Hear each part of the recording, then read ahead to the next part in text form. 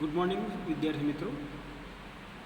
ગુજરાતી વ્યાકરણમાં આજે આપણે વાત કરવા જઈ રહ્યા છીએ સંજ્ઞાના લિંગ અને વચન. બે ટોપિક છે અત્યારે આપણી સમક્ષ. તો સંજ્ઞા વિશે જ સમજ્યા, જે તે વસ્તુની સજીવ નિર્જીવની ઓળખ કરાવતા શબ્દો. હવે લિંગ વ્યાકરણગત અને ભાષાકીય દ્રષ્ટિએ કેવી રીતે ઉપયોગમાં લેવાય છે તે આપણે ખાસ સમજવાનું છે. તો અહીંયા આપેલું છે કે નર જાતિ, નારી જાતિ અને નાન્યતર જાતિ. જગતમાં 3 પ્રકારની જાતિઓ છે. હવે એ 3 પ્રકારની જાતિઓ પ્રમાણે સંજ્ઞાનો ઉપયોગ થતો હોય છે અને એનાથી લિંગ ઓળખાતા હોય છે.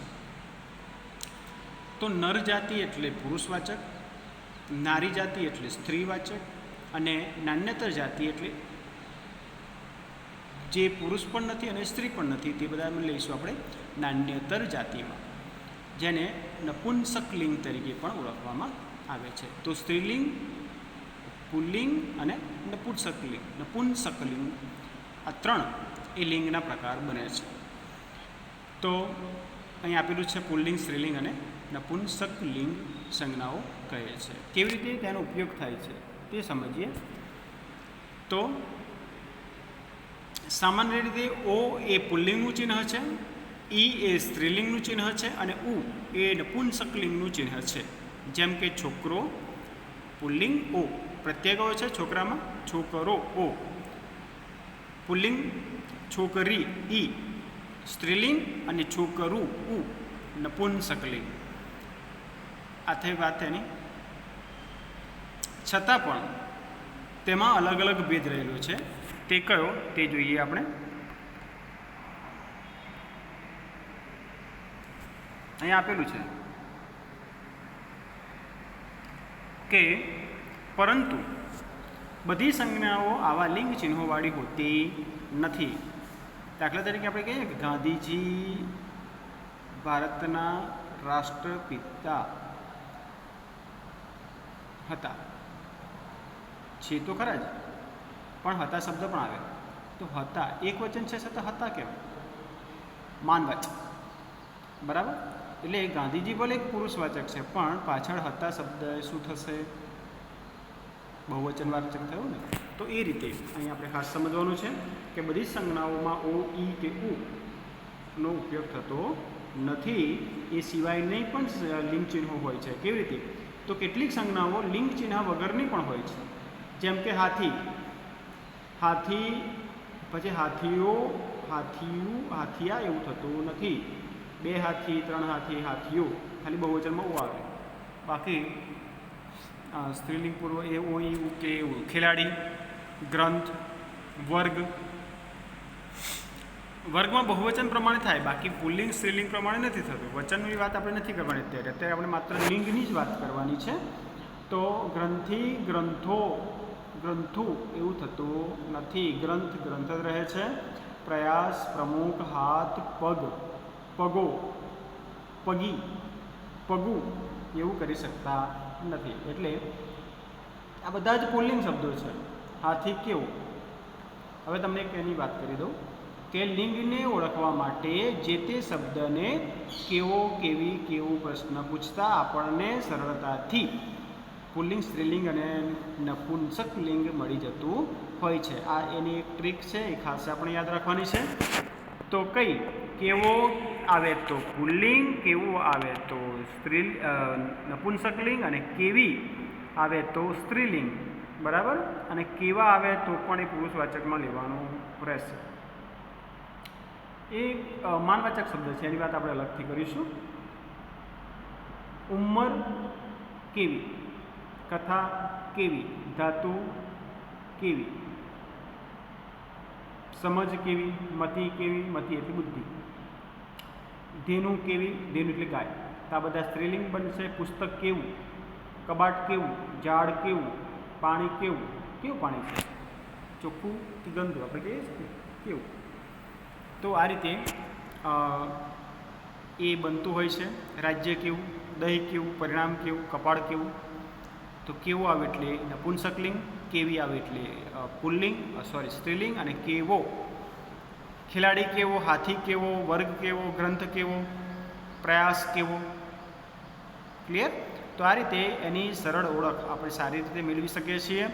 લિંગ ચિહ્ન વગરની સંજ્ઞાઓ પણ કોઈકને કોઈક લિંગ ધરાવે જ છે. કેવી રીતે? સંજ્ઞાના વચન જોઈ લઈએ. હવે સંજ્ઞાના વચન તો ગુજરાતી ભાષામાં એક વચન અને બહુવચન બે વચન આવતા હોય છે.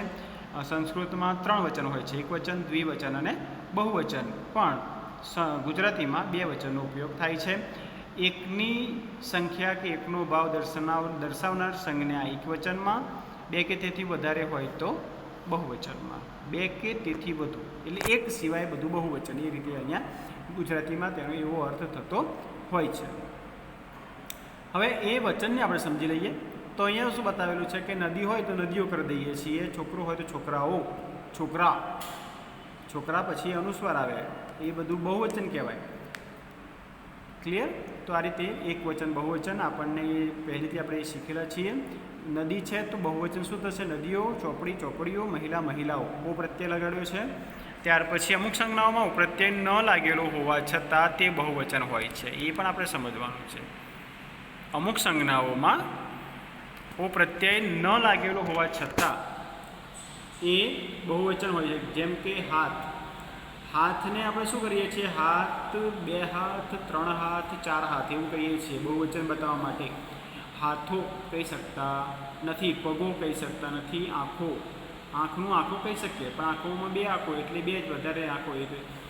ત્યાર પછી ઝાડ, ખીલા, ઘોડા, બકરા, બરાબર, એક અનુસ્વાર આવે છે, એ પ્રમાણે એનો ઉપયોગ થયેલો છે.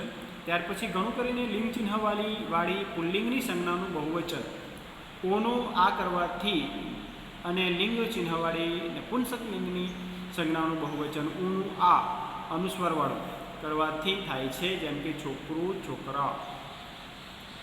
બરાબર? અનુસ્વારનું મૃદુ અનુસ્વાર. અનુસ્વારના 2 પ્રકાર આવે, એક કઠોર અનુસ્વાર અને એક મૃદુ અનુસ્વાર. મૃદુ અનુસ્વાર એટલે અનુસ્વાર હોય છતાં પણ એનો ઉચ્ચારણ ન કે મ જેવો થતો નથી, અને કઠોર અનુસ્વાર એટલે કે એનો ઉચ્ચાર મ કે ન જેવો થતો હોય છે. પણ અહીંયા છોકરામ એવું ના થાય. છોકરા, રમકડું અનુસ્વાર છે, રમકડા. ક્લિયર? તો આ રીતે એ બહુવચન બનતા હોય છે.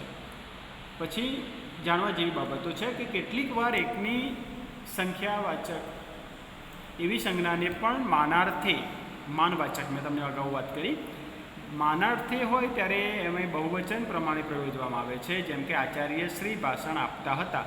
હવે આચાર્યશ્રી એક જ છે, છતાં પણ હતા શબ્દ આવે ને, મેં ગાંધીજીની વાત કરી તો હતા એ બહુવચનવાચક શબ્દ છે, છતાં પણ એ માનાર્થે વપરાયો છે, એટલા માટે તેને એક વચનમાં પણ તેનો ઉપયોગ થાય છે. કેટલીક સંજ્ઞાઓ હંમેશા એક વચનમાં જ વપરાય છે. જેમ કે ખડ, માટી, ઘાસ, ઘી તો ઘીઓ એવું થઈ શકતું નથી. ખાંડ, દેવતા, કપાસ, જીરું, હિંગ, મેથી, હળદર, ગોળ, સાકર, ક્રોધ, પ્રેમ, અનુમતિ વગેરે એ એક વચનમાં જ આવે છે, બહુવચનમાં હોય તો પણ. ત્યાર પછી કેટલીક સંજ્ઞાઓ દેખાવમાં એક વચનમાં હોવા છતાં હંમેશા બહુવચનમાં જ વપરાય છે. દાખલા તરીકે ઘઉં કેવા, સમજાયું? બહુવચનવાચક શબ્દો છે.